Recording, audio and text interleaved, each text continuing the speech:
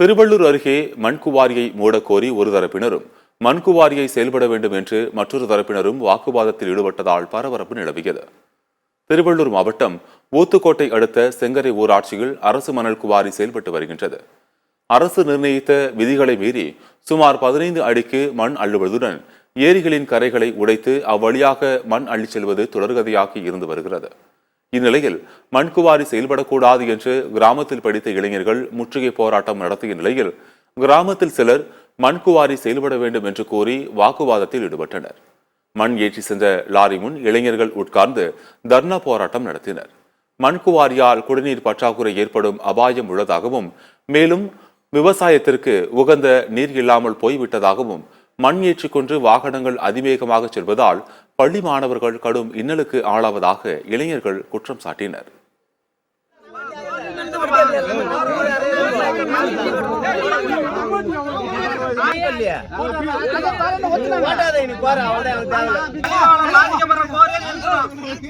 பாதிக்கப்படுற